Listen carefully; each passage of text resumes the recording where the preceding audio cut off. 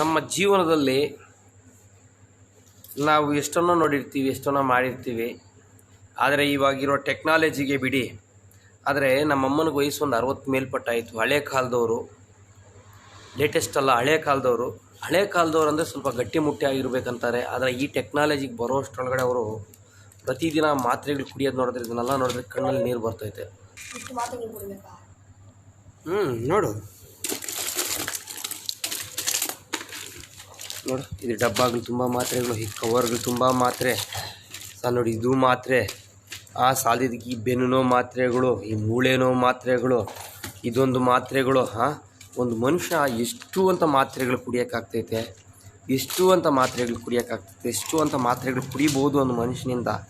ಇಷ್ಟೆಲ್ಲ ಮಾತ್ರೆಗಳು ಕುಡಿದ್ರೆ ನಮ್ಮ ಮನುಷ್ಯನ ಆರೋಗ್ಯ ಏನಕ್ಕಾಗ್ತೈತೆ ನೋಡು. ಸಾಲಿದಕ್ಕೆ ಕೆಳಗಡೆ ಇಷ್ಟೊಂದು ಮಾತ್ರೆಗಳು, ಏನೇನು ಮಾತ್ರೆಗಳು ಇವೆಲ್ಲ.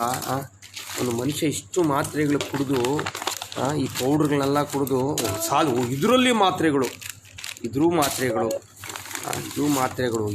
ಇದರಲ್ಲಿ ಇನ್ನೂ ಮಾತ್ರೆ. ನಿಜವಾಗ್ಲೂ ತುಂಬಾ ಬೇಜಾರಾಗ್ತೈತೆ ನನಗೆ, ಅಷ್ಟೊಂದು ಬೇಜಾರಾಗ್ತೈತೆ. ಯಾಕಂದರೆ ಒಂದು ಮನುಷ್ಯ ಇಷ್ಟೊಂದು ಮಾತ್ರೆಗಳು ಕುಡಿಯೋಕ್ಕಾಗ್ತದೆ. ಅದೇ ನಾನು ಇದನ್ನೆಲ್ಲ ಒಂದು 10 ವರ್ಷದಿಂದ ಯೋಚನೆ ಮಾಡ್ತಾಯಿದ್ದೀನಿ. ಈ ಮಾತ್ರೆಗಳನ್ನೆಲ್ಲ ಕುಡಿಯೋದು ಬೇಡ ಅಂದ್ಬಿಟ್ಟೇ ನಾನು ಸುಮಾರು 2010ರಿಂದ ಯೋಗಾಭ್ಯಾಸಗಳನ್ನು ಕಲಿತೆ. ಹಲವಾರು ಆಯುರ್ವೇದಿಕಗಳನ್ನು ಕುಡಿದು ನಮ್ಮ ಆರೋಗ್ಯವನ್ನು ಕಾಪಾಡ್ಕೊಬೇಕಂದ್ಬಿಟ್ಟು ಅವತ್ತಿಂದ ಯೋಚನೆ ಮಾಡ್ತಾಯಿದ್ದೀನಿ.